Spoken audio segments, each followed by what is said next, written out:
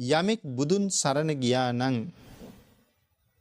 භාග්‍යතුන් වහන්සේගේ සරණ ලැබෙනවත් එක්කම දහම් සඟුන් නිකම්ම සරණ යනවා. එන බුදුන් සරණ ගියා නම් ඉතුරු කාරණා දෙක නිකම්ම සරණ යනවා. ඒතර ඇයි බුදුන් සරණ යන්න එච්චර අමාරු? බුදුරජාණන් වහන්සේ ගැන සැක උපදිනවා. කෙනෙක් සෝවාන් වෙන්න නම් නැති කළ යුතු සංයෝජන කීයක් ගැන අපි කතා කරනවද? සංයෝජන 3යි. ඒකේ මුලින්ම තියෙනවා සක්කාය දිට්ඨිය, සීලබ්බත පරාමාස, විතිකිච්ඡා. මෙන්න මේ විතිකිච්ඡාව කියන්නේ සැකයට. මොනවා පිළිබඳව සැකයේද? කෙටියෙන් මේ කාරණාව සඳහන් කරලා තියෙන්නේ බුද්ධාදී 8 තැන පිළිබඳව සැකය කියලා. බුද්ධාදී 8 තැන කියලා කියහම භාග්‍යතුන් වහන්සේ ධර්ම රත්නයේ සංඝ රත්නයේ මුලින්ම තියෙනවා. තවත් කාරණා 5ක් තියෙනවා. ඒතර භාග්‍යතුන් වහන්සේ ගැන තාමත් කෙනෙකුට යම් සැකයක් තියෙනවා නම්, එහෙම නැත්නම් භාග්‍යතුන් වහන්සේගේ දේශනාව පිළිබඳව සැකයක් තියෙනවා කියන්නේත් භාග්‍යතුන් වහන්සේ ගැන සැකයි කියන එකමයි. ආර්ය මහා සංඝයා සැක කරනවා නම් ඒත් භාග්‍යතුන් වහන්සේ පිළිබඳවත් ඒ සැකේ පැතිරිලා යනවා.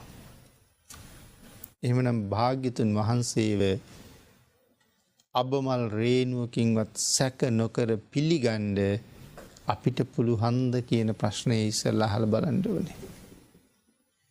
නිකන්ම ඇහුවොත් බුදුරජාණන් වහන්සේ පිළිගන්නවද කියලා කෙනෙක් බොහොම ලේසි උත්තරයක් දෙනවා, ඔව් පිළිගන්නවා කියලා. කරුණු කාරණා දක්වලා ඇහුවොත් මේකත් පිළිගන්න පුළුවන්ද? මේකත් පිළිගන්න පුළුවන්ද? උන්වහන්සේ සම්බන්ධයෙන් මේ කාරණාවත් පිළිගන්න පුළුවන්ද කියලා ඇහුවොත් සමහර වෙලාවට අපි නිහඬ වෙන්න ඉඩ තියෙනවා. බොහෝ දිනාට සර්වඥතා ඥානය ගැන සැකයි. වර්තමානයේ නම් අන්තර්ජාලයේ ඕන තරම් සර්වඥතා ඥානය පිළිබඳව සැකමතු කරලා විවේචන පහළ කරනවා. පහුගිය දවස්වලත් මම දැක්කා එහෙම කියලා තියෙනවා ඇතැම් අය. භාග්‍යතුන් වහන්සේ සමහර කරුණු දන්නේ නැහැ. නමුත් ඊට පෙර හිටපු බ්‍රාහ්මණවරු ලියාපු පොත්වල තිබිච්ච කරුණු තමයි මේ දේශනා කරලා තියෙන්නේ කියලා. ඉතින් බොහොම බය නැතුව එහෙම කියනවා. කපිල නම් භික්ෂුව අවීචියට ගියේ මොකක් නිසාද? කාශ්‍යප භාග්‍යතුන් වහන්සේගේ කාලේ. හැමදාම පෝය කරන්න ගියහම පෝයගේ ඇතුලේ සාකච්ඡා කරන්නේ ප්‍රාතිමෝක්ෂයනේ. ඉතින් අද සාකච්ඡා කරන ප්‍රාතිමෝක්ෂයයි හෙට කතා කරන ප්‍රාතිමෝක්ෂයයි දෙකක් නෙමෙයිනේ. මේ ත්‍රිපිටකයේ හැමදාම එකක්නේ. තව පරම්පරා කෝටි ගාණක් ගියත් මේ ත්‍රිපිටකය වෙනස් වෙනවා නම් ඒක හරියන්නේ නැහැනේ. ඉතින් එහෙනම් මේ ධර්ම වෙනස් වෙන්නේ නැහැනේ. ඉතින් අද කතා කරන ප්‍රාතිමෝක්ෂකෙම තමයි හෙටත් කතා කරන්න වෙන්නේ. ඉතින් මේ කපිල භික්ෂුව හරි ශ්‍රද්ධාවන්තයි. පස්සේ දැනුමෙන් සන්නද්ධ වුණාට පස්සේ මානයක් තියෙනවා Taman ගොඩක් දන්නවා කියලා. ඒ නිසා හැමදාම ඕකමනි කියවන්නේ කියලා වගේ වචනයක් කියලා නැගිටලා යනවා පොයි. එහෙම ධර්මයට කරපු නින්දාවට තමයි අවීචී උපදින්නේ. පස්සේ කාලේ අවීචින් මිදිලා ගංගාවේ මාළුවෙක් බවට පත් වෙනවා. තන්නේ කරම රන් කඳක් වගේ. යසෝජ කියන දීවර නායකයාගේ කණ්ඩායමේ දැලට තමයි යහුවෙන්නේ. මෙහෙම මාළු දැකලා නැහෙනි කවදාවත්. එහෙනම් තීරණය කළා මේක විශේෂ මාළුවෙක් රජ්ජුරුවන්ට පෙන්වන්න ඕනේ කියලා. රජ්ජුරුවන්ට පෙන්වහම රජ්ජුරුව කියනවා අරන් යන් බුදුරජාණන් වහන්සේ ගාවට කියලා. නැව පිටින්මයි ගෙනියන්නේ. බුදුරජාණන් වහන්සේට කතා කරලා කාරණාව කියහම භාග්‍යතුන් වහන්සේ මාළුවක් දැක්ක ගමන් අඳුරනවා. අඳුරලා භාග්‍යතුන් වහන්සේ අහනවා කපිලේ ගොඩක් කාලයකට පස්සේ නේද කියලා. ඒ වෙලාවේ බුදුරජාණන් වහන්සේට උත්තර දෙන්න කට අරිනවා. කටහඬනකොට මුළු පලාතම දුර්ගන්ධයෙන් පිරීලා යනවා. කාලයක් පැවිදි වෙලා ශ්‍රද්ධාවෙන් ශාසනයේ වාසය කළා. හොඳට බණ දහනුත් කීවා.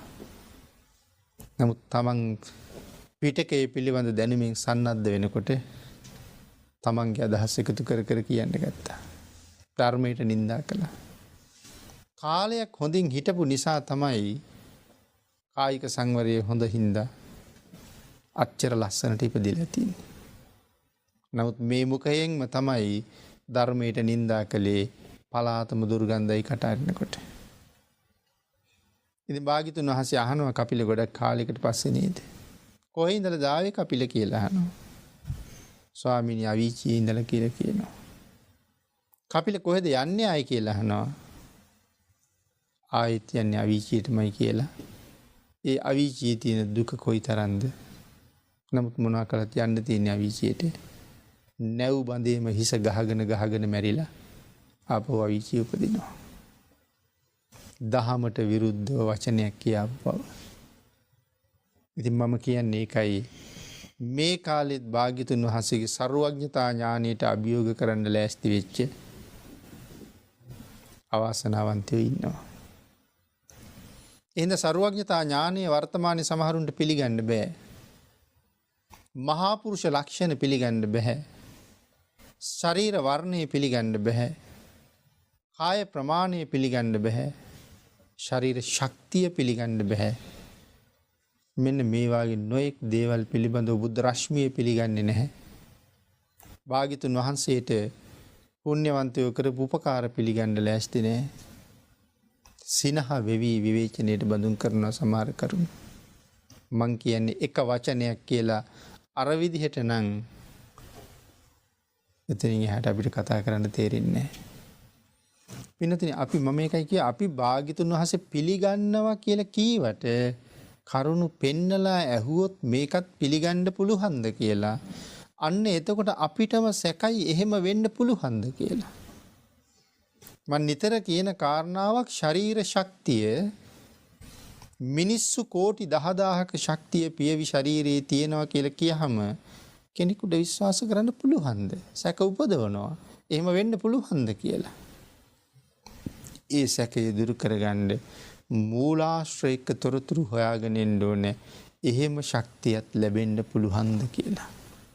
ඒ මූලාශ්‍රෝසේ හොයනකොට තේරෙනවා මේ කියලා තියෙන විදිහට මේ ශක්තිය කවදාවත් සැක නැහැ කියලා. ධර්මයෙන්ම හොයන්න ඕනේ. සැක ඇති වෙනකොට ධර්මයෙන්ම හොයලා Taman නිවැරදි කරන්න ඕනේ. Tamanගේ මත ඉඳලා මේක නම් පිළිගන්නේ නැහැ කියලා තවත් පිරිස් වලට කියන්න යනවට වඩා Taman එක හොයන්න ඕනේ. නැත්නම් දන්න අයගෙන් අහන්න ඕනේ. අන්න එහෙම භාග්‍යතුන් වහන්සේ සම්බන්ධව කිසිමම කාරණාවක් පිළිබඳව අල්ප මාත්‍ර සැකයක් මා තුළ උපදවන්නේ නැහැ. ඒ සම්මා සම්බුදුරජාණන් වහන්සේ හැබැවින්ම සම්මා සම්බුද්ධයි. ඒ මහා පුරුෂ රතනය මම සරණ යනවා කියලා එක සිතින් තීරණය කරපු දවසක විතරයි බුදුන් සරණ ගියපු කෙනෙක් බවට පත් වෙන්න පුළුවන් වෙන්නේ.